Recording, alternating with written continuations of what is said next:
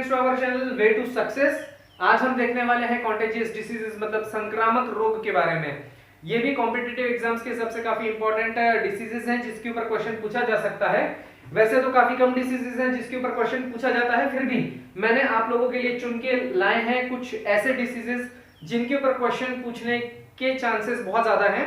तो टोटल जो है तकरीबन 46 से 47 मतलब 46 टू 47 डिसीजेस ऐसे हैं जिनको मैंने लिस्ट किया था। तो शुरू करते हैं आज हम कॉन्टेजियस डिसीज संक्रामक रोग के लिए। तो देखते हैं इसमें सबसे पहला डिसीज, जो सबसे पहला डिसीज है इसमें एक्यूट फ्लैसिड माइलेटिस के बारे में। इसे आमतौर पे पक्षाघात भी कहा जाता है या एक तरह से ये पैरालिसिस जैसा होने वाला एक रोग होता है। तो इसमें होता क्या है, ये एक न्यूरोलॉजिकल डिसीज है। इसे जो दूसरे नाम दिए गए हैं उसे कहा जाता है एक्यूट फ्लैसिड पैरालिसिस या फिर इसे ही पोलियो लाइक सिंड्रोम भी कहा जाता है। एक्यूट फ्लैसिड माइलेटिस पोलियो नहीं है, लेकिन इसमें जो दिखने वाले लक्षण होते हैं वो पोलियो के जैसे होते हैं, इसीलिए इसे पोलियो लाइक सिंड्रोम भी कहा जाता है। इसलिए ये डिसीज इंपॉर्टेंट रखती है क्योंकि ये पोलियो के जैसे दिखने वाले सिंड्रोम या लक्षण पैदा करती है, इसीलिए इसके ऊपर क्वेश्चन पूछने के चांसेस थोड़े बन सकते हैं। लेकिन अभी तक इसके ऊपर कभी कोई क्वेश्चन पूछा नहीं गया है, लेकिन फिर भी हम इसके बारे में थोड़ा सा डिटेल देख लेते हैं। ये एक सीरियस कंडीशन है स्पाइनल कॉर्ड, जो हमारी रीढ़ की हड्डी होती है उसके बीच में से जो स्पाइनल कॉर्ड जाता है, उस स्पाइनल कॉर्ड का एक सीरियस कंडीशन मतलब उसमें एक बीमारी हो जाती है जिसकी वजह से ये पक्षाघात या फिर ये पैरालिसिस जैसा बीमारी हो जाता है। ठीक है, अब इसमें होता क्या है, जो हमारे आर्म्स एंड लेग्स हैं मतलब हाथ और हमारे पैर, इसमें वीकनेस आ जाती है, कमजोरी आती है और इसके जो रिफ्लेक्सेस हैं वो डिक्रीज हो जाते हैं मतलब कम हो जाते हैं। रिफ्लेक्सेस का क्या मतलब होता है, मान लीजिए कि ये मेरा हाथ है, ये हाथ पे अगर मैं पिन चुभाऊं और तो पिन चुभाने के बाद में जो मैं अपना हाथ पीछे खींचता हूं तो उस हाथ को जो पीछे खींचने का जो एक्शन है उसे कहते हैं रिफ्लेक्स। तो इसमें इन रिफ्लेक्स की जो है कमी आ जाती है, डिक्रीज हो जाते हैं रिफ्लेक्सेस और इसमें नम्बनेस और पेन आता है। ठीक है, नम्बनेस का मतलब होता है कि वहां पे अगर मैं पिन चुभाऊंगा तो वहां पे पता नहीं चलेगा, टच सेंसेशंस कम हो जाना, ये एक इसमें दिखाई देता है लक्षण, और इसमें दर्द बहुत ज्यादा होता है। वैसे जनरली जब ये बीमारी फैलना शुरू हुई थी तो आमतौर पर इस बीमारी का जो कॉज है मतलब ये किस वजह से हो रही है ये जनरली अननोन था, मतलब ये किसी को पता नहीं था कि ये क्यों हो रहा है। लेकिन जैसे जैसे धीरे धीरे साइंटिस्ट लोगों ने रिसर्च किया और आगे चल करके उन्होंने कुछ इसमें अपने आगे कदम बढ़ाए तो उन लोगों को पता चला कि ये एक वायरस से होने वाली बीमारी है, वायरस है जिसकी वजह से ये बीमारी होती है और उस वायरस को एंटेरोवायरस कहते हैं और इसी को कोज़ेकी वायरस भी कहा जाता है। और उस कोज़ेकी वायरस में जब उन लोगों ने माइक्रोस्कोपिक रिसर्च किया और आगे बढ़े तो उसमें A16, EVA71 और EVD68 ये जो वायरस हैं इन लोगों को ये स्पाइनल कॉर्ड के अंदर दिखाई दिए जिसकी वजह से ये बीमारी होती है। तो ये वायरसेस हैं A16, EVA71 और EVD68। इसका जो आउटब्रेक था, इसका आउटब्रेक 2014 में यूनाइटेड स्टेट्स ऑफ अमेरिका में देखा गया था। इसके लिए जो डायग्नोस्टिक मेथड है कि मतलब हमें अगर ये बीमारी हो जाती है तो हमें ये कैसे पता चलेगा कि हमें ये हो गया है, तो इसके लिए डायग्नोसिस मतलब जांच क्या करनी चाहिए, तो जांच के लिए इसमें आ जाता है MRI। उम्मीद करता हूं कि आप में से बहुत सारे लोग MRI के बारे में जानते होंगे या उसका फुल फॉर्म भी जानते होंगे, लेकिन जिन लोगों को नहीं पता है उन लोगों के लिए मैं बता दूं कि MRI का फुल फॉर्म होता है मैग्नेटिक रेजोनेंस इमेजिंग। इसमें जो है देखा जाता है और स्पाइनल कॉर्ड के अंदर अगर सूजन आ गई हो तो वो MRI के द्वारा पता चल जाती है, या अगर वहां पे और भी कोई चीज ऐसी हो जो हमें नहीं बाहर से नहीं दिखाई देती तो वो MRI के थ्रू हम उसमें देख सकते हैं। दूसरा, इसके अंदर नर्व कंडक्शन स्टडीज की जाती हैं। नर्व कंडक्शन स्टडी करके मतलब मान लीजिए कि जैसे मैंने आपको बताया कि अगर मैंने पिन चुभाया और अगर मैं हाथ पीछे खींच रहा हूं मतलब ये मेरा रिफ्लेक्स है, अगर मैं नर्व कंडक्शन स्टडी करना चाहूं और मान लीजिए मैंने पिन चुभाया और मान लो मैंने अपना हाथ पीछे नहीं खींचा मतलब रिफ्लेक्स नहीं आया है, तो ये इसका मतलब ये है कि वहां पे नर्व कंडक्शन नहीं हो रहा है, और अगर नर्व कंडक्शन नहीं हो रहा है तो हम ये कह सकते हैं कि हमें एक्यूट फ्लैसिड माइलेटिस वाली बीमारी हो चुकी है। और इसमें अगर टेस्टिंग करना है तो जो सेरेब्रल स्पाइनल फ्लूइड होता है, जो हमारा जो ब्रेन होता है उसके अंदर एक फ्लूइड होता है, एक पानी होता है जिसे सेरेब्रल स्पाइनल फ्लूइड कहा जाता है। वो पूरा रीढ़ की हड्डी से होते हुए हमारी जो स्पाइनल कॉर्ड है उसमें होते हुए वो पूरा नीचे तक जाता है सेरेब्रल स्पाइनल फ्लूइड। उसका टेस्टिंग किया जाता है। अगर उसके टेस्टिंग में अगर ये वायरस डिटेक्ट हो जाता है तो हम इस बीमारी को कंफर्म कर सकते हैं। इसके लिए प्रिवेंशन क्या है, मतलब इसके लिए हमें ऐसा क्या करना चाहिए कि हमें ये बीमारी ना हो। तो इसके लिए सबसे एक अच्छा है कि इसमें पोलियो वैक्सीन, क्योंकि ये पोलियो लाइक सिंड्रोम है इसीलिए इसमें पोलियो वैक्सीन जो है दिया जाता है पहले से, ताकि जो है ये बीमारी ना हो। और ये वायरस ज्यादातर जो है मच्छरों के काटने से भी फैलता है, ये वायरस उनमें पाया जा सकता है, इसलिए मच्छर ना काटे इसका ध्यान रखना है। उसके बाद में इसका इलाज किस तरह से होता है, देखिए इलाज के लिए मैं आप लोगों को यहाँ पे पहले से ही बता दूं कि मैं यहाँ पे दवाइयों के नाम बहुत ज्यादा नहीं लूंगा, क्योंकि हो सकता है कि ये वीडियो देखने के बाद आधे से ज्यादा लोग अपने आप को डॉक्टर समझने लगे। खैर गलतफहमी में मत रहिए, क्योंकि दवाइयों के नाम मैं इसलिए भी नहीं लेना चाहता क्योंकि ऐसा भी हो सकता है कि बहुत सारे लोग उसका मिसयूज कर सकते हैं, उसका गलत इस्तेमाल भी कर सकते हैं। इसलिए खुद डॉक्टर ना बनते हुए जिन लोगों को नहीं पता है वो डॉक्टर की सलाह से ही दवाइयां लें। मैं यहां सिर्फ इतना बताने वाला हूं कि इलाज क्या होना चाहिए, मैं दवाइयों के नाम नहीं लूंगा। सो कोशिश कीजिएगा कि अगर आपके आसपास अगर आपको कोई बीमार व्यक्ति दिखता है तो डॉक्टर खुद ना बनते हुए प्लीज उन्हें डॉक्टर के पास जाने के लिए ही सलाह करें। थोड़ा सा इस बारे में समझिए। हो सकता है मेरी ये भाषा आप लोगों को थोड़ी सी रूड लग रही होगी, लेकिन ये सत्य है। आधे से ज्यादा लोग आजकल यही करते हैं, गूगल पे सर्च करते हैं और उनको दवाइयों के बारे में सब कुछ पता चल जाता है। ठीक है, वो एक अलग बात है, लेकिन जो है ऐसा आप लोगों को नहीं करना है। सिर्फ दवाइयों के बारे में जान के रखिए कि इलाज क्या होगा। तो इसमें सपोर्टिव और सिम्टोमेटिक ट्रीटमेंट किया जाता है। सपोर्टिव ट्रीटमेंट का मतलब मान लीजिए जैसे पैरालिसिस हो गया है और अगर मान लीजिए कि उसे और भी कोई प्रॉब्लम आ गई है, जैसे इसी बीमारी में और भी जो लक्षण पाए जाते हैं वो ऐसा है कि difficulty in a movement of eyes, मतलब आंखों के मूवमेंट में, मतलब मैं इधर उधर जो देख रहा हूं आंखों से ये मूवमेंट करने में तकलीफ होती है।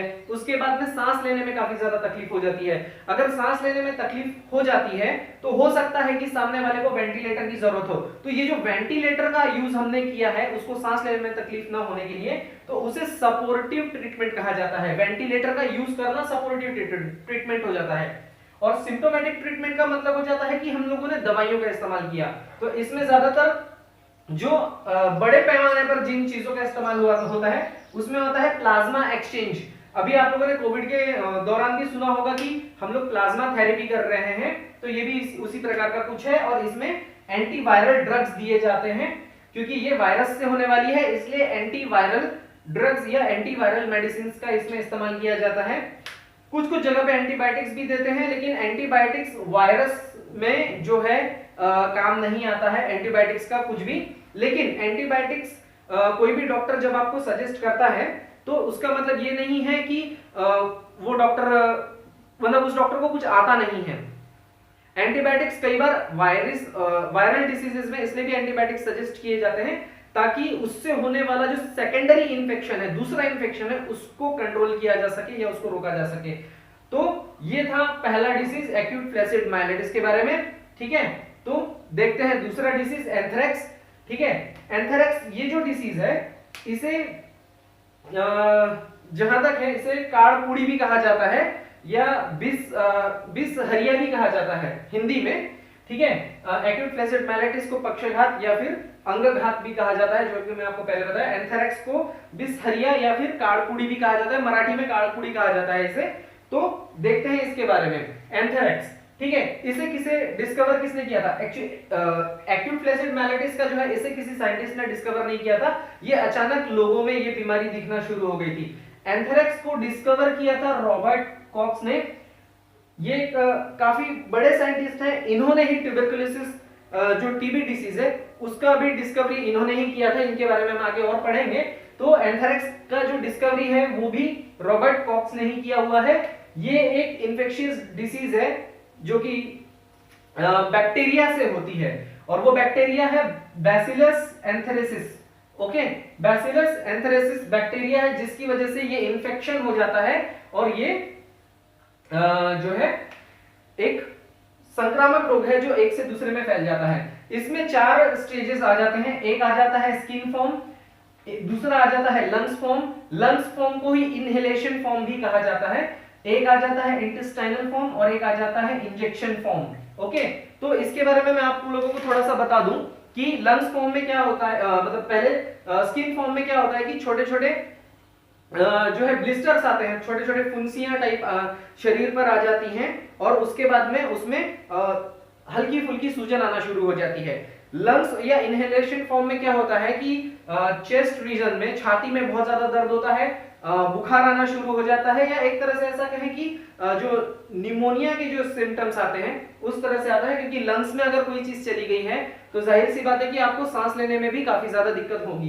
तो लंग्स फॉर्म में ये हो जाता है। इंटेस्टाइनल फॉर्म मतलब अतड़ियों में जब ये चला जाता है अगर वायरस बैक्टीरिया, तो अतड़ियों में जाने के बाद में जो है ये सिंपल सी बात है कि हमारा कोई भी खाना जब पचता है तो वो अतड़ियों से होते हुए बाद में मल के द्वारा बाहर निकलता है। तो अगर इंटेस्टाइन में अगर ये बैक्टीरिया चला जाता है तो सिंपल सी चीज है कि ये आपको लूज मोशन क्रिएट कर देता है, डायरिया इससे होना शुरू हो जाता है। उसके बाद में इंजेक्शन फॉर्म का जो है, इसमें क्या होता है कि जनरली इसमें बुखार आ जाता है और जो इंजेक्शन जहां पे लिया होता है, इंजेक्शन का मतलब अपना नॉर्मल इंजेक्शन जिससे हम लोग हमारे शरीर में चूहा करके जिसे हम सुई कहते हैं, तो वो इंजेक्शन फॉर्म के द्वारा अगर ये बैक्टीरिया हमारे शरीर में जाता है तो जहां इंजेक्शन लिया है, हाथ में लिया हो, कमर में लिया हो, तो वहां पर जो है काफी ज्यादा दर्द होता है, वहां पे एब्सिस फॉर्मेशन, एब्सिस बनने का मतलब ये हो जाता है कि वहां पे इंफेक्शन होता है और वहां पे अंदर के अंदर ही वहां पे पस बनना शुरू हो जाता है और उसके कारण जो है ये जो दूसरा इंफेक्शन इस बैक्टीरिया के कारण आया है, सेकेंडरी इंफेक्शन, उसके कारण बुखार वहां पे आ जाता है। तो इसका ऑनसेट मतलब ये कितने दिनों में आता है, ठीक है। अगर ये बैक्टीरिया हमारे शरीर में आ जाए तो एक दिन से 2 महीने के अंदर इसके लक्षण दिखाई देना शुरू हो जाते हैं। 1 दिन से 2 महीने के अंदर इसके लक्षण हमें दिखाई देना शुरू हो जाते हैं। उसके बाद में इसके लिए हम लोगों को क्या क्या जांच करानी चाहिए, एंटीबॉडीज टेस्ट या फिर टॉक्सिन्स अगर हमारे ब्लड में है तो उसके लिए जांच कराना चाहिए, और माइक्रोबियल कल्चर, ठीक है। मतलब माइक्रोबियल कल्चर मतलब जो माइक्रोब्स होते हैं, छोटे छोटे जीवाणु, उसके लिए जीवाणु जो होते हैं उनके लिए कल्चर करवाना चाहिए, ताकि अगर ये बैक्टीरिया उसमें है तो वो वहां पे ग्रो करता है और दिख जाता है, ठीक है। अब इसके लिए प्रिवेंशन मतलब इसका बचाव कैसे करना चाहिए, बचाव इसके लिए एंथ्रेक्स वैक्सीन बनाई गई थी, जो कि पैस्चर नाम के साइंटिस्ट थे, उन्होंने इसको डिस्कवर किया था, ठीक है। तो अगर हम ये वैक्सीन लेते हैं तो इससे इसका बचाव किया जा सकता है। दूसरा, इसके अंदर एंटीबायोटिक्स या फिर एंटीवायरल ड्रग्स भी दिए जा सकते हैं जिससे इसका बचाव किया जा सकता है। इसमें इलाज क्या करना है, फिर से सपोर्टिव एंड सिम्प्टोमेटिक ट्रीटमेंट। मान लीजिए इस बैक्टीरिया के कारण, जैसे मैंने आपको बताया कि लंग्स फॉर्म इसके अंदर है, तो सांस लेने में दिक्कत होगी, सांस लेने में दिक्कत होगी तो अगेन फिर से सपोर्टिव ट्रीटमेंट काम आएगा, उसको अगर वेंटिलेटर वगैरह देना है तो, ठीक है। और सिम्प्टोमेटिक ट्रीटमेंट का मतलब यही आ जाता है कि जैसे एंटीबायोटिक्स, एंटीवायरल ड्रग दिया, बुखार आ रहा है, एब्सिस हो रहा है, मतलब वहां पे पस बन रहा है, तो उस पस को खत्म करने के लिए एंटीबायोटिक्स वगैरह यूज किए जाते हैं। तो सबसे पहले इसे यूनाइटेड स्टेट्स में 1942 में से यूनाइटेड स्टेट्स ऑफ अमेरिका में देखा गया था, और ये सबसे ज्यादा कॉमन है अफ्रीका में, सेंट्रल एंड साउदर्न एशिया में और साउदर्न यूरोप में। ये सबसे ज्यादा कॉमन एंथ्रेक्स डिसीज है, ठीक है। तो चलिए आगे बढ़ते हैं। आज का तीसरा डिसीज जिसका नाम है चिकनगुनिया, ओके। तो इसका जो डिस्कवरी है वो पैस्चर नाम के जो साइंटिस्ट हैं, यहाँ पर जो एंथ्रेक्स वैक्सीन का जिन्होंने ये किया था, एंथ्रेक्स वैक्सीन को जिन्होंने खोजा था, वही उन्हीं साइंटिस्ट ने चिकनगुनिया नाम का ये डिसीज खोजा था। सबसे पहले इसे जो देखा गया था वो तंजानिया में देखा गया था, ईस्ट अफ्रीका में 1992 में, 1952 में तंजानिया ईस्ट अफ्रीका में इसे सबसे पहली बार देखा गया था। उसके बाद में एशिया और अफ्रीका में इसका जो आउटब्रेक था 1960 में देखा गया, ठीक है। ये जो चिकनगुनिया बीमारी है ये वायरस से होने वाली बीमारी है, इसलिए इसका जो वायरस का जो नाम है वो इस बीमारी के नाम पर ही है, चिकनगुनिया वायरस, ठीक है। और इसका जो शॉर्ट फॉर्म है वो CHIKV के नाम से इसे जाना जाता है, और ये एक RNA वायरस है, ठीक है। ये मच्छरों के काटने से होने वाला एक बीमारी है, मतलब मच्छरों के काटने से ये फैलता है, स्प्रेड बाय मॉस्किटो, ठीक है। मच्छरों के काटने से ये वायरस फैलता है, और मच्छर है एडिस इजिप्टी और एडिस एल्बोपिक्टस। एडिस इजिप्टी और एडिस एल्बोपिक्टस, ये 2 मच्छर ऐसे हैं ये जो इस वायरस को एक से दूसरी जगह फैलाते हैं और चिकनगुनिया बीमारी हो जाती है या चिकनगुनिया वायरस उसमें पाया जाता है। इसके जो लक्षण है सबसे ज्यादा वो ये कि इसमें बुखार आता है, और इसका जो मेन लक्षण है वो ये है कि जो हमारे जोड़े हैं, मतलब जो हमारे जॉइंट्स हैं, जॉइंट्स में और मसल में बहुत ज्यादा पेन होता है, जॉइंट्स में और मसल्स पेन बहुत ज्यादा होता है, हेडेक होता है, और हमारे जो जोड़े हैं मतलब जॉइंट्स हैं उसमें स्वेलिंग रहती है। ये इसके सबसे खास लक्षण है। वही लक्षण ध्यान में रखिए जो खास है, जो खास नहीं है मैं आप लोगों को बता दूंगा, उन लोगों को भूल जाइएगा। जो खास लक्षण है मैं वही आप लोगों के सामने रख रहा हूं, ठीक है। अब ये बीमारी का बहुत मतलब इसके लक्षण कब दिखने शुरू हो जाते हैं, ये इसके लक्षण 2 से 12 दिन के अंदर दिखने शुरू हो जाते हैं। जब ये वायरस हमारे शरीर में एंटर हो जाता है, मतलब ऑनसेट इन 2 to 12 डेज का मतलब क्या होता है कि आफ्टर एक्सपोजर मतलब एक्सपोज हो जाने के बाद में 2 से 12 दिन के अंदर इसके लक्षण दिखने शुरू हो जाते हैं। टेस्ट सीधा सीधा blood test for viral RNA, क्योंकि ये वायरस से बना हुआ है और ये एक आरएनए वायरस है, इसलिए ब्लड टेस्ट किए जाते हैं फॉर आरएनए वायरस के लिए। उसके बाद में स्पेसिफिक एंटीबॉडीज टेस्ट किए जाते हैं जिसमें इस वायरस को डिटेक्ट किया जा सकता है। उसके बाद में इस बीमारी को 2 और बीमारियों के साथ में कोरिलेट करके देखा जा सकता है। एक है डेंगू या डेंगी, और उसके बाद में एक है जीका फीवर। जीका फीवर के बारे में भी हम आगे पढ़ेंगे, क्योंकि जीका वायरस भी अभी हाल ही में बहुत ज्यादा स्प्रेड हुआ था, फैला था। ठीक है, ओके।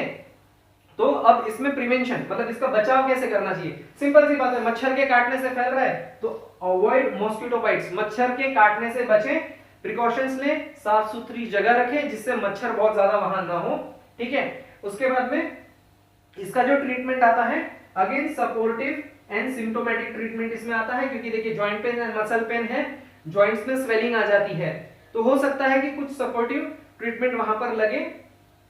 तो उसके लिए ये सपोर्टिव ट्रीटमेंट लगभग हर जगह ही होती है, क्योंकि कॉम्प्लिकेशंस आने में टाइम नहीं लगते।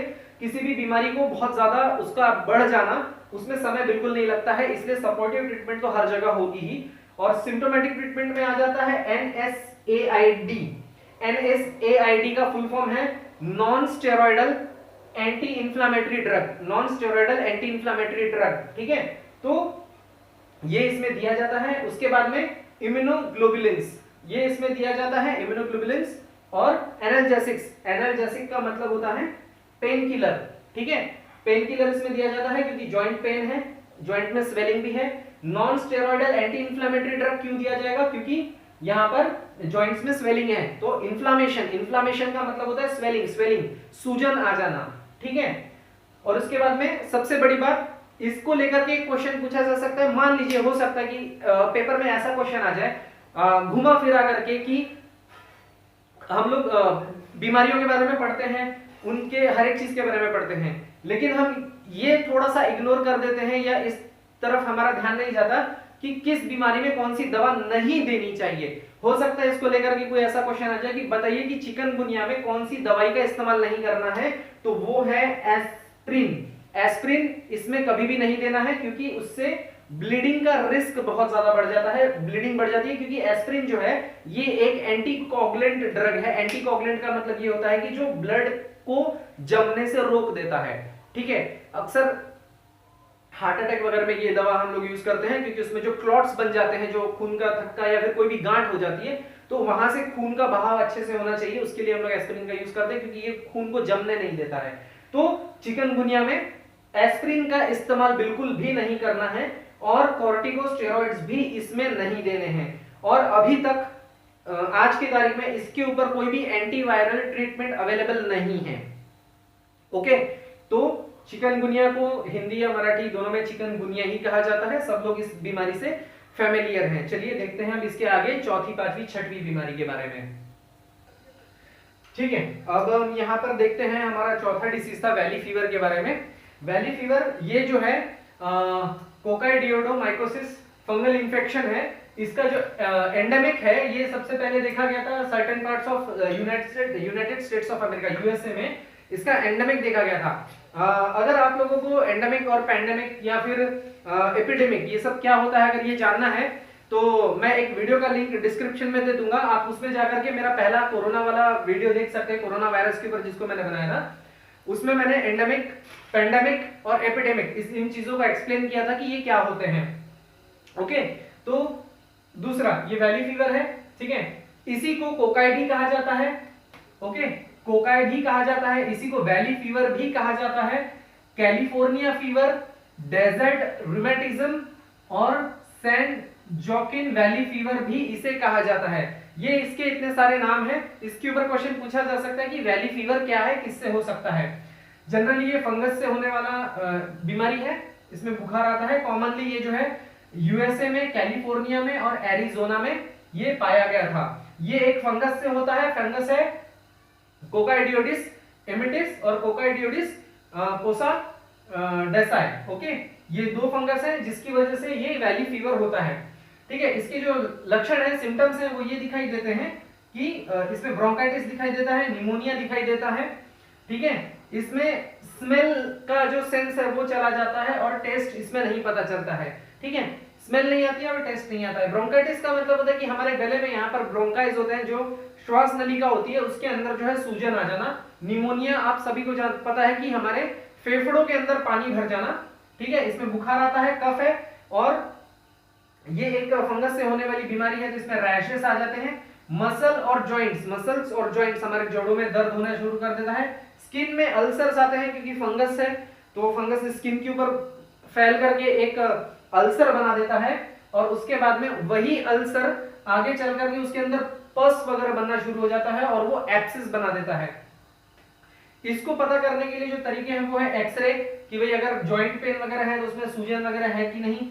ब्लड टेस्ट कर सकते हैं, स्पूटम टेस्ट, मतलब हमारी स्पूटम का मतलब होता है जो हमारी लार होती है, जो हमारा थूक होता है, उसको स्पूटम कहा जाता है। उसके बाद फंगस है, स्किन के ऊपर अल्सर आ गया है तो बायोप्सी ऑफ टिश्यू का बायोप्सी मतलब कैंसर के प्रकार एक टेस्ट होता है। ये देखा जाता है कि उसके अंदर ग्रोथ कितनी है, क्या हो रहा है, तो उसपे से ये फंगस पकड़ में आ जाता है कि ये फंगस है करके।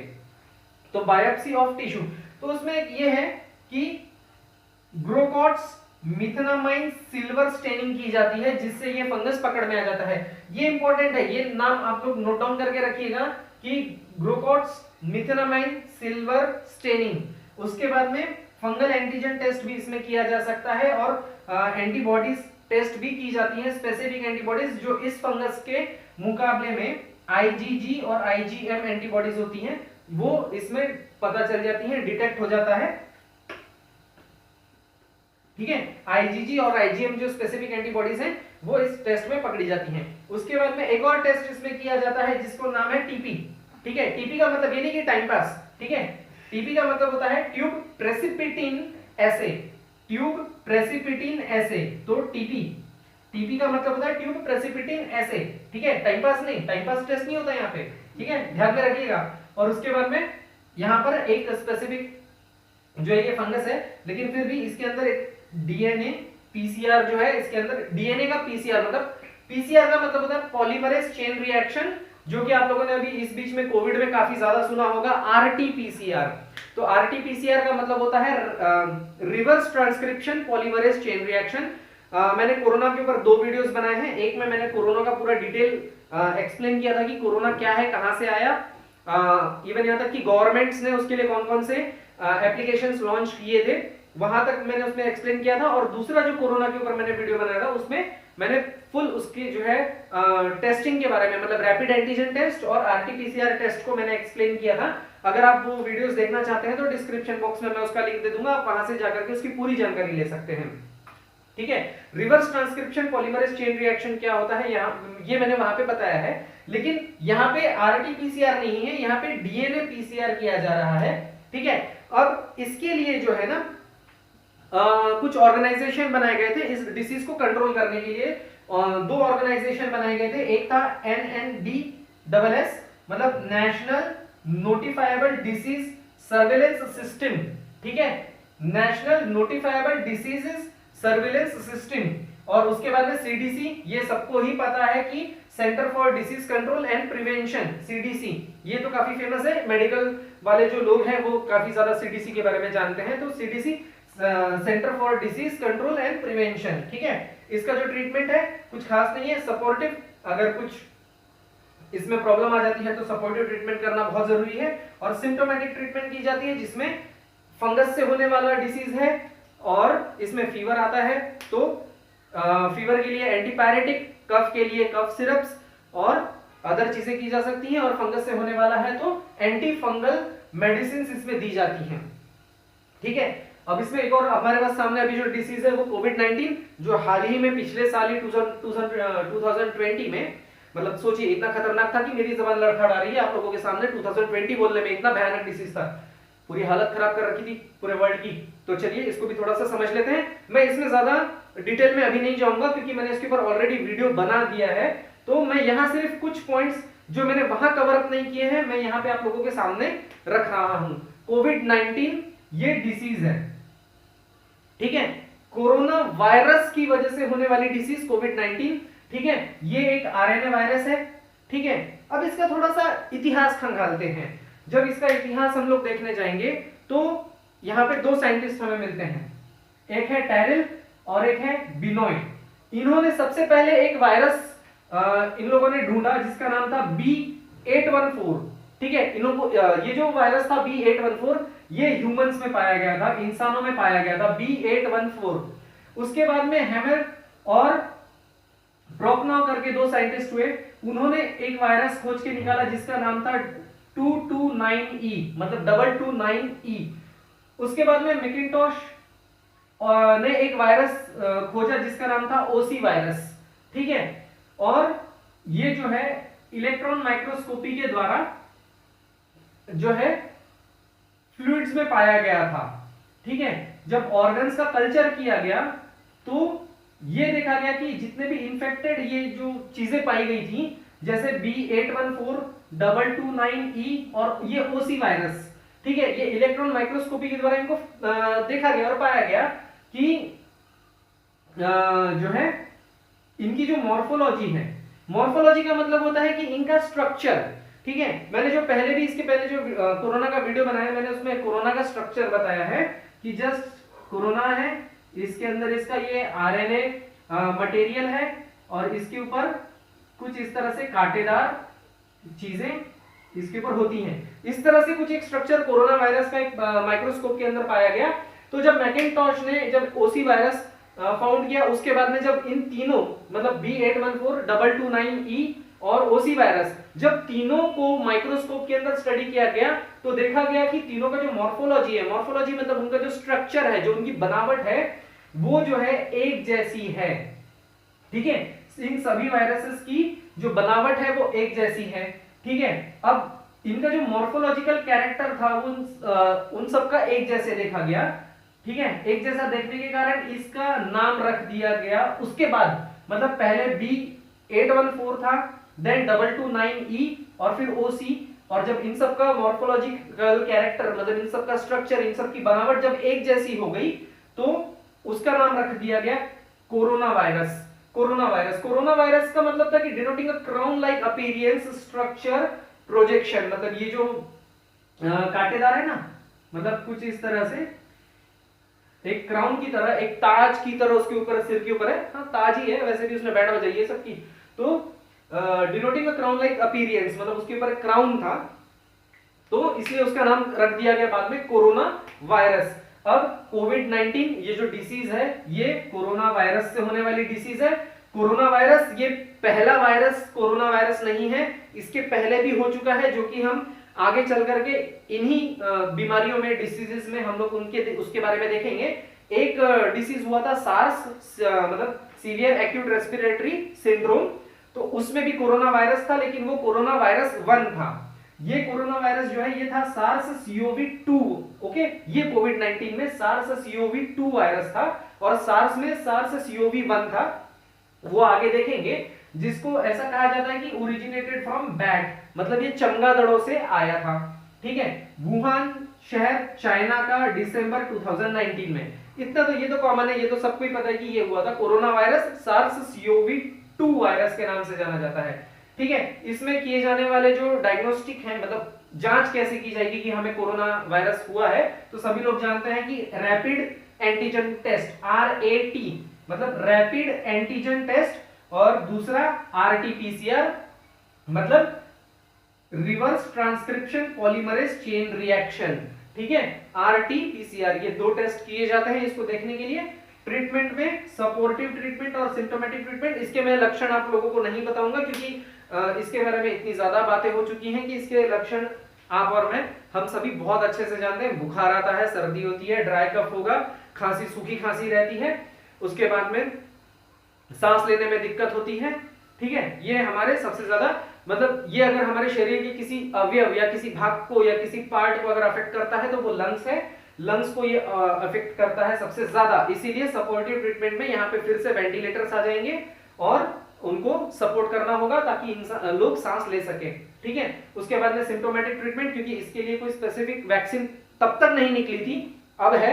ओके, तो सिम्टोमेटिक ट्रीटमेंट में क्या, एंटीपायरेटिक बुखार के लिए, एंटी इंफ्लेमेटरी मतलब सूजन वगैरह ना आए, एंटी थ्यूसिसिव ड्रग मतलब कफ सिरप जो होते हैं कफ खांसी के लिए जो दिया जाता है, हाइड्रोक्सीक्लोरोक्विन, ये एक मैं दवाई का नाम आप लोगों के सामने इसलिए ले रहा हूं क्योंकि इसके लिए काफी ज्यादा झमेला जो है अमेरिका के साथ में हो गया था। उन्होंने मतलब कई ज्यादा बयानबाजी वहां पे हुई थी कि अगर आप हमें हाइड्रोक्सीक्लोरोक्विन नहीं देंगे तो हम आपके ऊपर एक्शन लेंगे, फलाना ढिमाका फालतू की बात है कि सर इसमें ध्यान नहीं देना है। लेकिन हाइड्रोक्सीक्लोरोक्विन ये एक ऐसा ड्रग था जिसका इस्तेमाल इसमें किया गया। एंटीकोगुलेंट्स ड्रग जैसे एस्प्रिन वगैरह होते हैं, कॉर्टिकोस्टेरॉइड्स इसमें यूज किए गए, रेमडेसिविर ये एक ड्रग काफी ज्यादा इसमें चला, फ्लैफिपिराविर भी था। उसके बाद में कोविड-19 वैक्सीन अब आ ही चुका है। कोविड-19 वैक्सीन के बारे में यहाँ पे मैं थोड़ा सा डिटेल आप लोगों को और बता दूं इसका, कि ये जो है एक डीएनए बेस्ड है। SARS-CoV-2 जो वायरस टाइप था जिसकी वजह से कोविड-19 हो रहा था, ये एक एडिनो वायरस है, DNA of SARS-CoV type adeno virus. ये डीएनए के बेस पर इन लोगों ने वैक्सीन डेवलप किया। मॉस्को के गैमेले रिसर्च इंस्टीट्यूट ने, जो कि रशियन डिफेंस मिनिस्ट्री के कोलैबोरेशन में था। आप लोग ये जानते हैं कि रशिया ने सबसे पहले कोविड-19 की वैक्सीन बनाई थी। क्यों, किसके कोलैबोरेशन में बनाई थी? तो मॉस्को गैमेले रिसर्च इंस्टीट्यूट ने बनाई थी, रशियन डिफेंस मिनिस्ट्री के कोलैबोरेशन में सबसे पहली वैक्सीन रशिया ने बनाई थी। इंडिया में दो प्रकार की इसकी वैक्सीन चल रही है, एक है कोविशील्ड जो कि सीरम इंस्टीट्यूट ऑफ इंडिया ने बनाया है with the collaboration of AstraZeneca and Oxford university के कोलैबोरेशन में सीरम इंस्टीट्यूट ऑफ इंडिया ने ये वैक्सीन बनाई है कोविशील्ड। और उसके बाद में दूसरी वैक्सीन कोवैक्सीन के नाम से फेमस चल रही है जिसे भारत बायोटेक ने बनाया है with the collaboration of ICMR। ICMR का मतलब होता है Indian council of medical research. ठीक है, ये दो वैक्सीन चल रही हैं। और सबसे पहला वैक्सीन पूरी दुनिया में जो लगा था, सबसे पहला वैक्सीन पूरी दुनिया में, पूरे ऑल ओवर वर्ल्ड में, तो वो लगा था यूनाइटेड किंगडम में। एक मार्गरेट कीनन करके एक महिला थी, उनको सबसे पहले ये वैक्सीन लगाया गया था। और इंडिया में जो सबसे पहला वैक्सीन लगा है वो मनीष कुमार नाम है, दिल्ली के, जो कि एम्स मतलब all India institute of medical sciences, AIIMS के ये कर्मचारी हैं, आई थिंक सो शायद सफाई कर्मचारी थे। तो इनको सबसे पहले ये वैक्सीन लगा है। ये एक इंपॉर्टेंट है कि जो है ये आप लोगों को कॉम्पिटिटिव एग्जाम्स में ये पूछा जा सकता है। तो चलिए बढ़ते हैं आगे के डिसीज की तरफ। तो देखते हैं नेक्स्ट डिसीज, यहां पर आ रहा है कि डेंगी या डेंगू जो हम कहते हैं, ये एक मच्छर के काटने से फैलने वाला डिसीज है, मॉस्किटो बॉर्न वायरल डिसीज, जो कि एक वायरस होता है, मच्छर के अंदर वायरस होता है और मच्छर के काटने से ये डेंगू होता है। सबको ही पता है, डेंगू या डेंगी कहा जाता है। ठीक है, ये ट्रॉपिकल एंड सब ट्रॉपिकल एरिया में ज्यादा पाया जाता है। ये जिस वायरस से होता है उसे कहते हैं डेंगी वायरस या फिर डेंगू वायरस। और जिस मच्छर से इसका काटने से ये फैलता है वो है एडिस एजिप्टी मच्छर या मॉस्किटो। इसको डिस्कवर किया था रेन किमिरा ने और सुसुमु होट्टा ने इन 1943 नागासाकी जापान में। ठीक है, उसके बाद में इसके जो सिम्टम्स है, इसके जो लक्षण दिखाई देते हैं वो है फीवर यानी बुखार, उल्टी, हमारे फिर से मांसपेशियों में और जोड़ों में या जॉइंट्स में दर्द होता है, और स्किन पे रैश आता है। और सबसे महत्वपूर्ण है कि जो है डेंगू में प्लेटलेट्स कम होते हैं, जैसे अभी आगे बताता हूं। और इसके जो लक्षण है वो 3 से 4 दिन के अंदर, जब हमारे अंदर ये वायरस आ जाता है तो 3 से 4 दिन के अंदर इसके लक्षण दिखाई देना शुरू हो जाते हैं। जब डेंगू या डेंगू बहुत ज्यादा सीवियर कंडीशन में है, बहुत ज्यादा सीरियस कंडीशन में पहुंच जाता है, तो उसी को डेंगू हेमोरेजिक फीवर भी कहा जाता है, जिसके अंदर बहुत ज्यादा ब्लीडिंग होती है, हमारे प्लेटलेट्स बहुत ज्यादा लो हो जाते हैं और ब्लड प्लाज्मा भी जो है हमारे बॉडी में से लीक होना चालू हो जाता है, जिसकी वजह से क्या होता है कि डेंगू शॉक सिंड्रोम एक डेवलप हो जाता है और जो बीपी है वो बहुत ज्यादा लो होना शुरू हो जाता है। इसमें जो इसका जो जांच है, मतलब कैसे इसमें होना चाहिए, तो एंटीबॉडीज जो है वायरस के लिए या उसके आरएनए के लिए जो है इसका एंटीबॉडीज टेस्ट होना चाहिए। सीबीसी मतलब कंप्लीट ब्लड काउंट करना चाहिए, जिससे हमें प्लेटलेट्स उसके कितने हैं पता चलना चाहिए। और इसके लिए डेंगू टेस्ट तो स्पेसिफिक होता ही है कि डेंगू वायरस के लिए स्पेसिफिक टेस्ट होकर के उसको डिटेक्ट कर लिया जाता है, पता कर लिया जाता है कि सामने वाले को डेंगू है या नहीं है। उसके बाद में प्रिवेंशन, मतलब इसके लिए बचाव क्या करना चाहिए। बचाव के लिए डेंगू फीवर के लिए वैक्सीन जो है वो है, जो कि सैफोनाई पेस्चर करके है, कंपनी है मैक्सिको की, दिसंबर 2015 में इसने उसको बनाया था। और प्रिवेंशन या बचाव के लिए हमें मच्छरों से दूर रहना चाहिए या मच्छरों के दंश से बचें। उसके बाद में इसका जो ट्रीटमेंट आता है कि इसमें क्या इलाज होना चाहिए, तो सपोर्टिव, कि भाई सपोर्टिव इसलिए क्योंकि इसमें लो प्लेटलेट्स आ जाता है, लो बहुत ज्यादा लो बीपी हो रहा है, तो हमें इस तरफ ध्यान रखना चाहिए। जैसे ब्लीडिंग हो रहा है, प्लेटलेट्स बहुत ज्यादा कम हो जा रहे हैं, तो सपोर्टिव ट्रीटमेंट यहाँ पे काफी ज्यादा जरूरी है। सिम्टोमेटिक्स में आ जाएंगे again non steroidal anti inflammatory drug, ठीक है। और उसके बाद में fluid bye mouth. Fluid bye mouth मतलब जितना भी आप ज्यादा लिक्विड बाय माउथ दे सकते हैं, क्योंकि प्लेटलेट्स की इसमें कमी हो जाती है, इसलिए बहुत ज्यादा फ्लूइड्स इसमें दिए जाते हैं। फ्लूइड्स मतलब कोई भी जूस वगैरह हो या दूध वगैरह हो। आप लोगों ने मार्केट में सुना होगा कि भाई पपीता खाइए या पपीते के पत्ते का रस बना के पीजिए, तो प्लेटलेट्स बहुत ज्यादा तेजी से बढ़ना चालू हो जाते हैं, ठीक है, वो एक अलग पार्ट है। या फिर अगर सामने वाला बेहोश कंडीशन में है या फिर बहुत ज्यादा उसके प्लेटलेट्स कम हो गए कि उसे अपना होश नहीं है, तो ओरली या माउथ से उसे मुंह से वो सारी लिक्विड या ड्रिंक्स देने के बजाय इंट्रावेनसली मतलब सलाइन के द्वारा वो सब उसके शरीर में पहुंचाए जाते हैं। और अगर तब भी बात न बने तो प्लेटलेट्स बढ़ाने के लिए इमीडिएटली प्लेटलेट्स या फिर ब्लड ट्रांसफ्यूजन करना चाहिए, ठीक है। चलिए नेक्स्ट आते हैं डिसीज पे, जिसका नाम है डिप्थेरिया, ठीक है। ये जो है एक बैक्टीरिया से होने वाला डिसीज है, बीमारी है। इसमें जो बैक्टीरिया है उसका नाम है कॉरिनीबैक्टीरियम डिप्थेरी, ठीक है। इसको डिस्कवर किया था एडविन कैल्प ने 1883 के अंदर, 1883 में इसको ढूंढ के निकाला था। इसमें जो इस बीमारी में जो लक्षण आते हैं वो है sore throat, fever. Sore throat मतलब गले में खट्टापन नहीं, सोर जो है एक टेस्ट का भी नाम होता है कि सोर टेस्ट है। सोर का मतलब होता है कि खट्टापन, तो ये सोर थ्रोट का मतलब ये नहीं कि गले में खट्टापन लगता है, ये सोर थ्रोट का मतलब है कि गले में खराश होना। उसके बाद में बुखार आता है। उसके बाद में पूरे शरीर पर ग्रे कलर के या फिर व्हाइट कलर के पैच आने लग जाते हैं और गले में भी ये पैच आने लग जाते हैं, जिसकी वजह से क्या होता है कि गला, हमारा जो एयरवे है, ये जो हमारी श्वसन नलिका है जहां से हम सांस लेते हैं, ये श्वसन नलिका में अवरोध आता है, मतलब वो उसको ब्लॉक कर देता है, जिसकी वजह से क्या है कि बार्किंग कफ, मतलब जब भी वो खांसता है तो कुत्ते के भौंकने के जैसा वो खांसी होता है, ठीक है। काफी फनी लगता होगा पर ठीक है, बीमारी है, हम इसे फनी ले भी लें तो कोई दिक्कत नहीं, पर समझने के लिए ठीक है कि कुत्ते के जैसे खांसी इसमें आती है।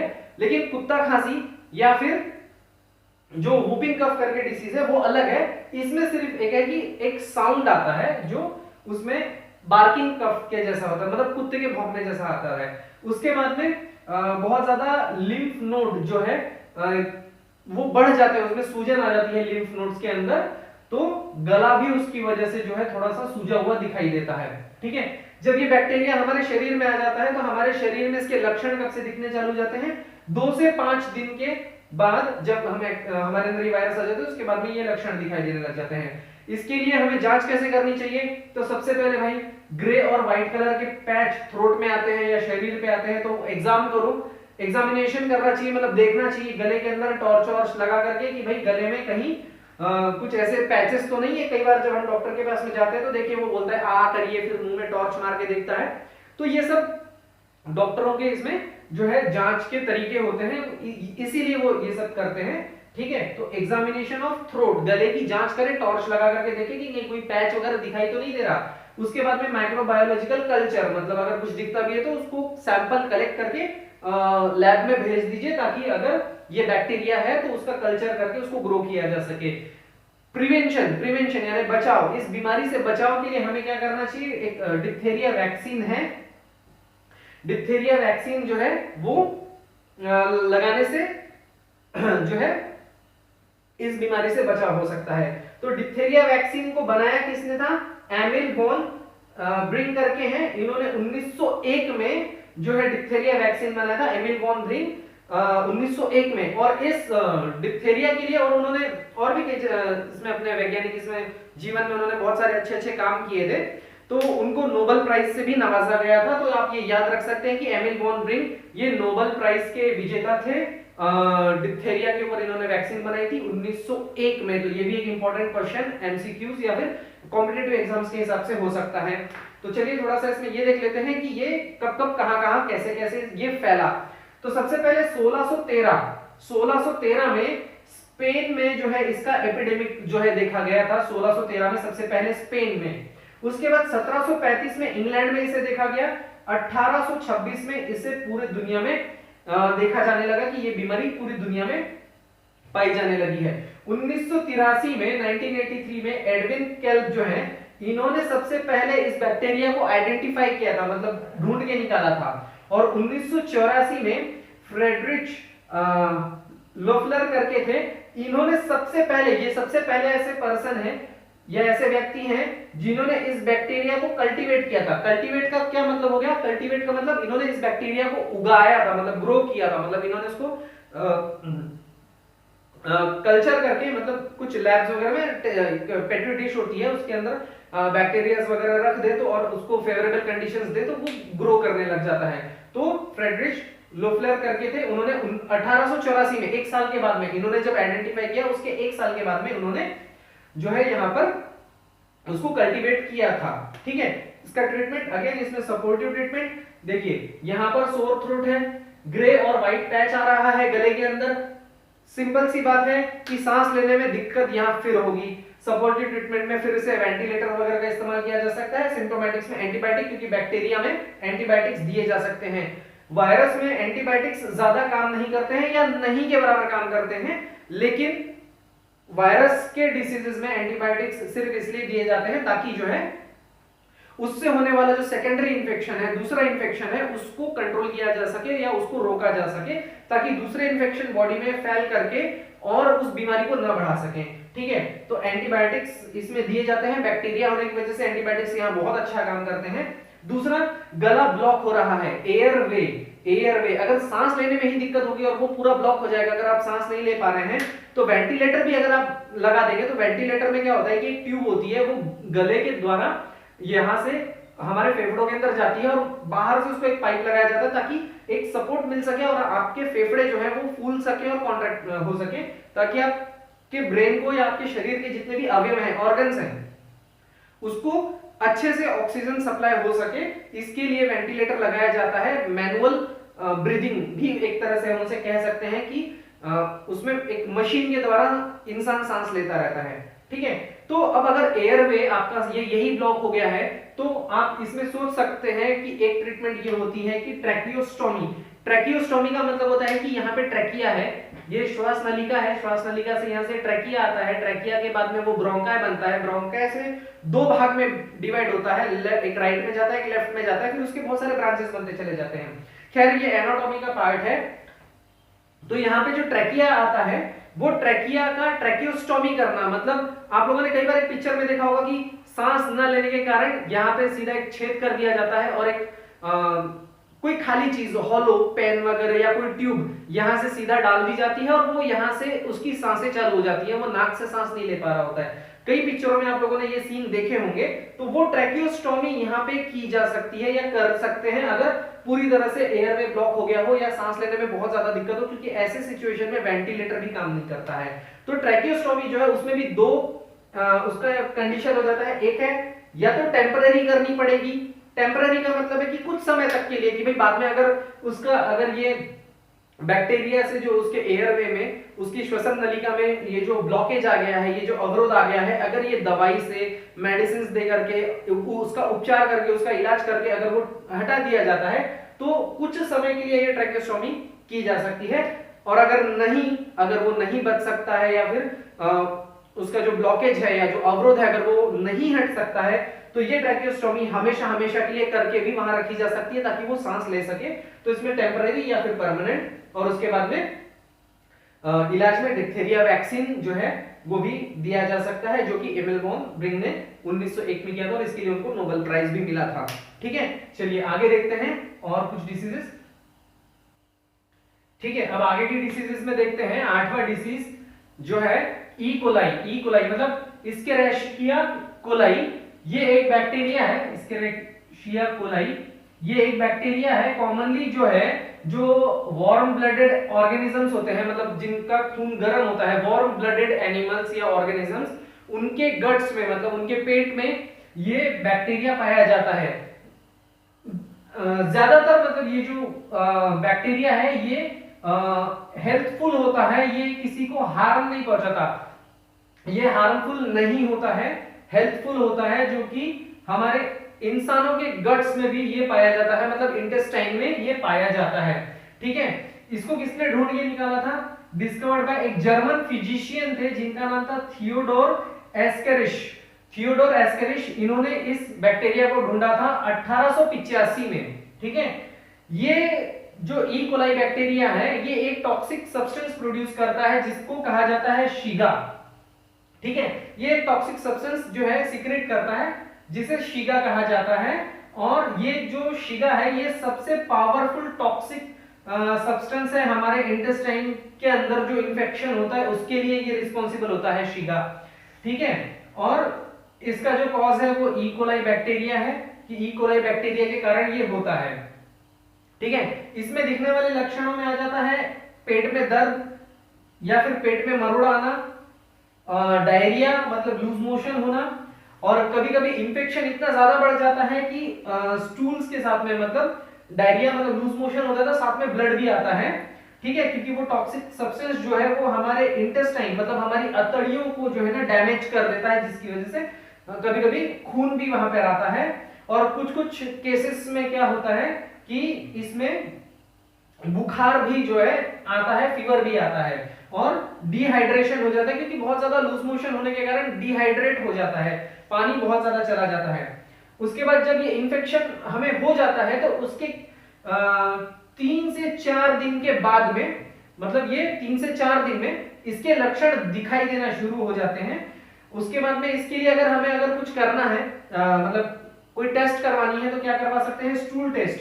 मतलब आपको जो लूज मोशंस हो रहे हैं, आपका जो मल है उसको उसका सैंपल लिया जाता है और उस स्टूल का मतलब उस मल का उसका टेस्ट किया जाता है कि उसमें ये बैक्टीरिया ज्यादा मात्रा में आ रहा है या नहीं आ रहा है, और उसी स्टूल का कल्चर करके देखा जाता है, क्योंकि ये बैक्टीरिया है, बैक्टीरिया जो है कल्चर से ग्रो किए जा सकते हैं, तो उसका कल्चर करके ये पता किया जाता है। और मोस्टली यही टेस्ट सबसे अच्छी होती है, ब्लड टेस्ट वगैरह करके इसमें कोई फायदा ज्यादा होता नहीं है। तो इसका ट्रीटमेंट जो है सपोर्टिव, क्योंकि अगर बहुत ज्यादा डिहाइड्रेट हो जाएगा तो चक्कर आने लगेंगे, बेहोश हो जाएगा, गिर जाएगा, तो उसमें फ्लूइड देना चाहिए। सिम्प्टोमेटिक ट्रीटमेंट इसमें करनी चाहिए।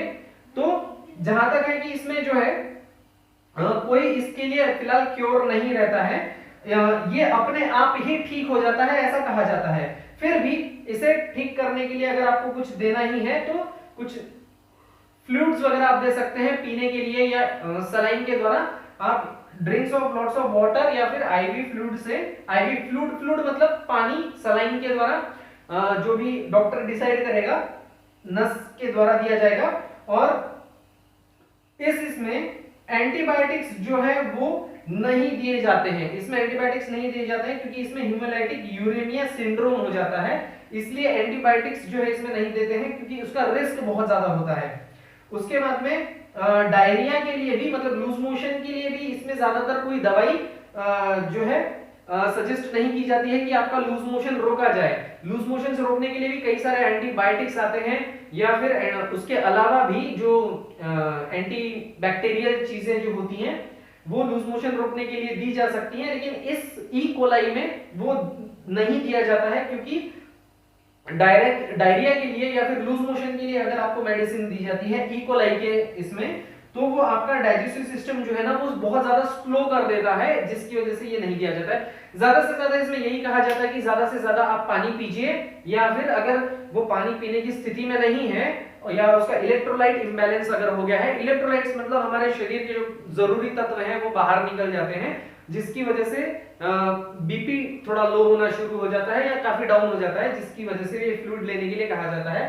तो या तो वो अगर पीने की स्थिति में है तो या तो पी जाए, मतलब सलाइन काट के नहीं पिलाना है उसे इलेक्ट्रोलाइट के जो पाउडर्स आते हैं, ओआरएस पाउडर सबसे अच्छा एग्जांपल है कि अगर बाय माउथ अगर उसको ओरली अगर कोई चीज अगर पिलानी है तो इलेक्ट्रोलाइट के जो पाउडर आते हैं ओआरएस पाउडर वो दिया जाता है, और सलाइन जो है इंट्रावेनस मतलब नस में सलाइन लगा करके दिया जाता है। तो ये हो गया ई कोलाई।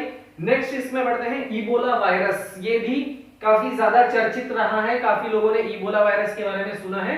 तो ये क्या है, ये इसमें क्या होता है, एक सीवियर ब्लीडिंग होती है, बहुत ज्यादा खून बहता है, ऑर्गन्स हमारे शरीर के जो अवयव है वो फेल पड़ जाते हैं, जिसकी वजह से जो है डेथ हो जाती है, मृत्यु हो जाती है। किसकी वजह से ये होता है, इबोला वायरस की वजह से होता है।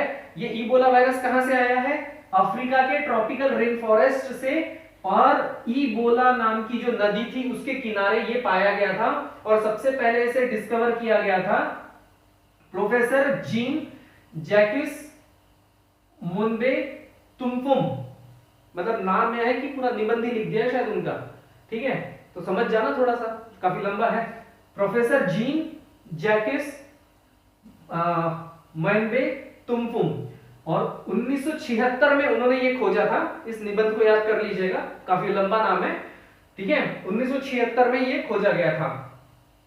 ऐसा माना जाता है कि ये जो वायरस है ये एनिमल बॉर्न है, मतलब जानवरों से आया है, और सबसे ज्यादा इसमें है कि बैट या फिर non human primates. Non human primates का मतलब क्या है, जो मतलब प्राइमेट्स हैं, मतलब जिनको रीढ़ की हड्डी तो है, सब कुछ है, या जो प्रजनन कर सकते हैं लेकिन इंसान नहीं है, इंसान के अलावा नॉन ह्यूमन प्राइमेट्स में आ जाते हैं चिंपैंजी, एप्स, मंकी एक्सेट्रा। तो चमगादड़ और non human primates, non human primates का मतलब चिंपैंजी, एप्स, मंकी, मतलब बंदरों की प्रजाति से ये वायरस जो है वहां पे फैलना शुरू हुआ था।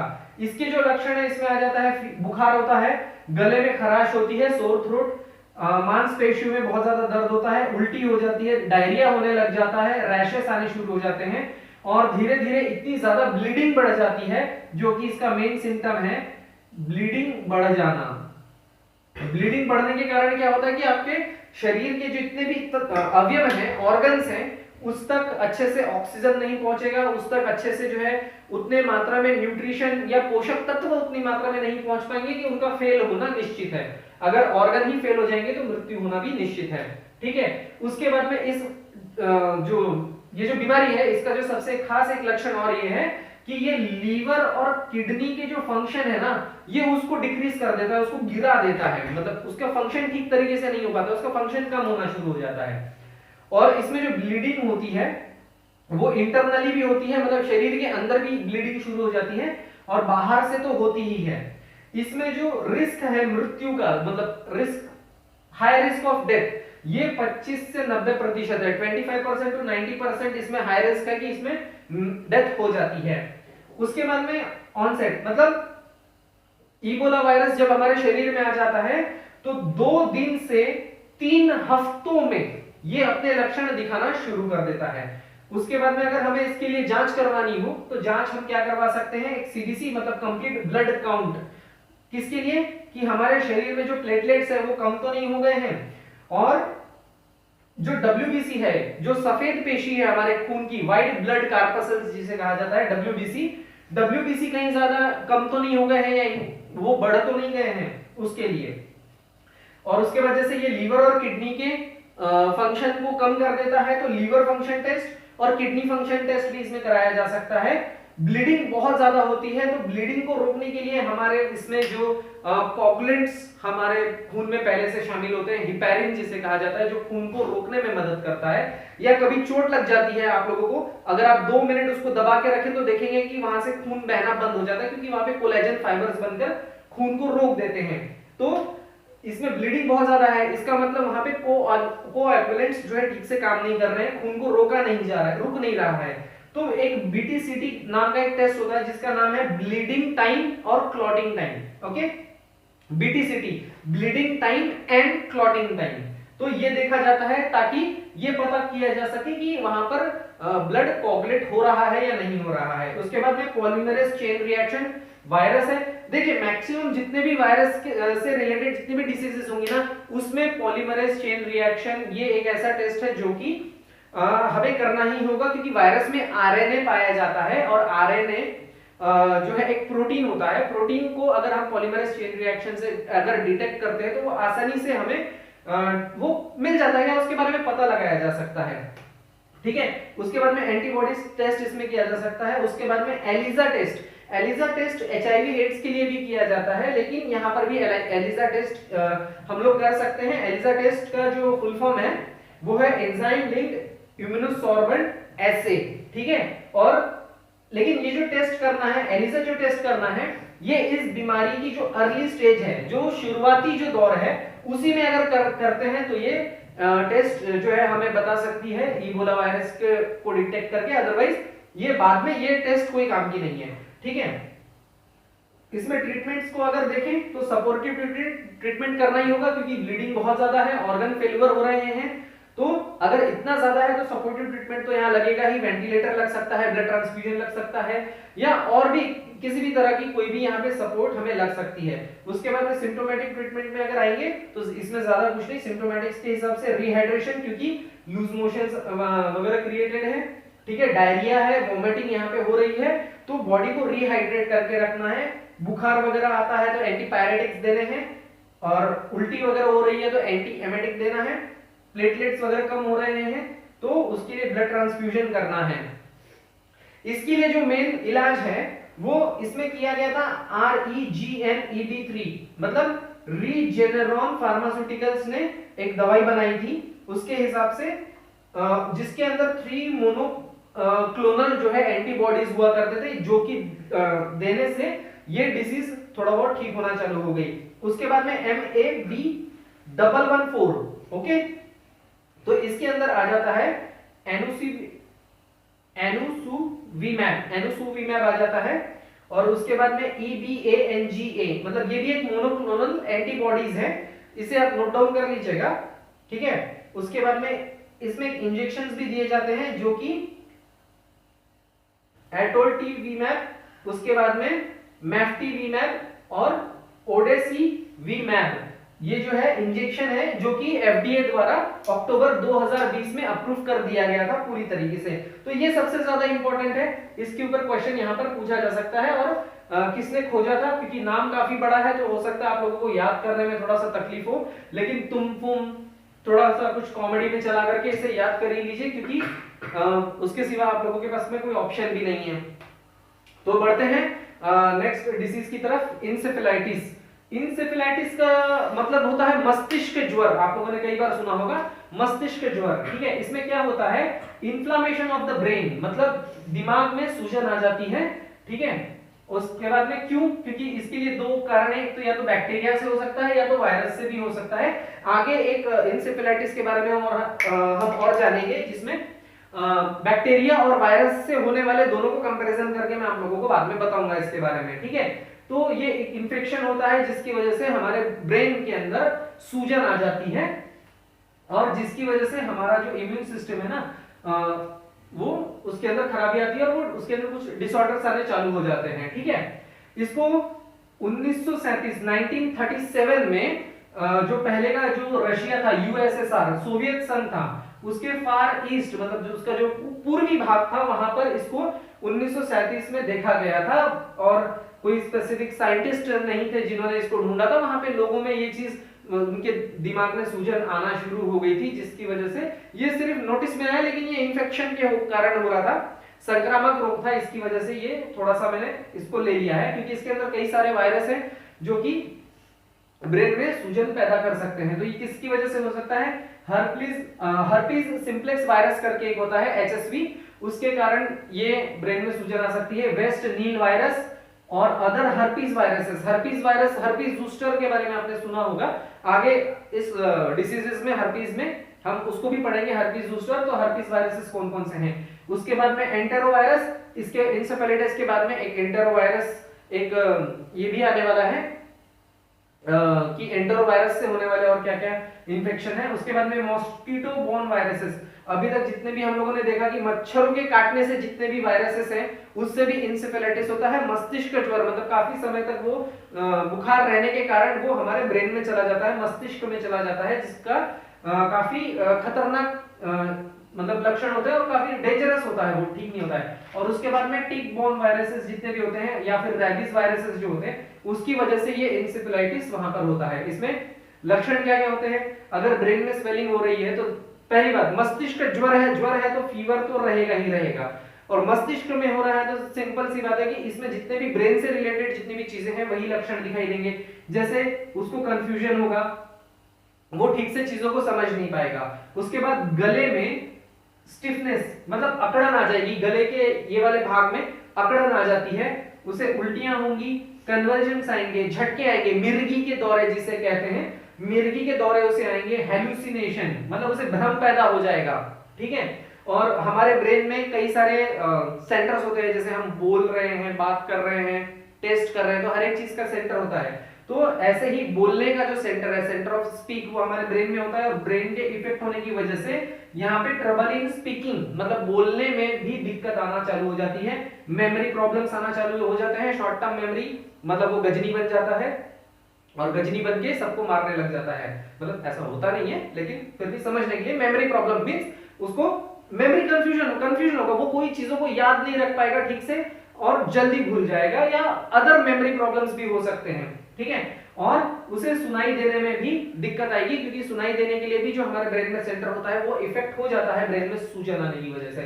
इसमें जो जांच कराई जाती है, जांच में इसमें ऐसा है कि बेस्ड ऑन सिम्टम्स, इसमें जैसे जैसे लक्षण दिखाई देंगे उस प्रकार से हमें टेस्टिंग करवाते चलना है एक एक करके, ठीक है। तो सपोर्टेड बाय ब्लड टेस्ट, इसमें ब्लड टेस्ट भी करवाया जा सकता है कि अगर कोई स्पेसिफिक वायरस अगर ब्लड टेस्ट में ही पकड़ में आ जाता है तो जिसकी वजह से ब्रेन में सूजन आ रही है ये पता किया जा सकता है। उसके बाद में रेडियोग्राफी का मतलब जैसे सीटी स्कैन, एमआरआई ब्रेन का अगर करवा ले तो ब्रेन में सूजन है नहीं है वो पता चल जाता है। उसके बाद में एनालिसिस ऑफ सीएसएफ मतलब सेरेब्रो स्पाइनल फ्लूइड या सेरेब्रल स्पाइनल फ्लूइड, अगर उसका एनालिसिस करते हैं, उसका टेस्ट करते हैं, तो भी अगर कोई स्पेसिफिक वायरस की वजह से अगर ब्रेन में सूजन आई होगी तो हमें पता चल जाएगा। उसके बाद में इसमें जो ट्रीटमेंट की जाती है वो सपोर्टिव ट्रीटमेंट और सिम्प्टोमेटिक ट्रीटमेंट की जाती है। क्योंकि सपोर्टिव इसलिए क्योंकि अगर उसे मेंटल कंफ्यूजन है, कन्वर्जेंस आ रहे हैं, झटके आ रहे हैं, अगर उसे हेलुसिनेशंस आ रहे हैं तो सपोर्टिव ट्रीटमेंट तो लगेगा ही। और सिम्प्टोमेटिक्स के अंदर जैसे वायरस या बैक्टीरिया से होने वाला है तो एंटीवायरल, कुछ एंटीबायोटिक्स इसलिए ताकि उससे होने वाले दूसरे इन्फेक्शन, सेकेंडरी इन्फेक्शन को रोका जा सके। उसको कन्वर्जेंस आ रहे हैं, मिर्गी के दौरे आ रहे हैं, तो एंटी कन्वर्जेंट्स जो होते हैं, एंटी कन्वर्जेंट्स वो इसमें देना चाहिए, कॉर्टिकोस्टेरॉइड्स देना चाहिए ताकि उसके बॉडी को बूस्ट मिल सके। और आर्टिफिशियल रेस्पिरेशन, क्योंकि अगर मान लीजिए कि ब्रेन में अगर ऐसा कोई सेंटर अगर वहां पे हैम्पर हो जाए या ऐसा कोई सेंटर है जो आपके सांस लेने वाले एरिया को इफेक्ट कर दे तो आपको आर्टिफिशियल वहां पे रेस्पिरेशन देना पड़ सकता है, या फिर वेंटिलेटर्स वगैरह का इस्तेमाल करके वहां पर हमें ये करना चाहिए, ठीक है।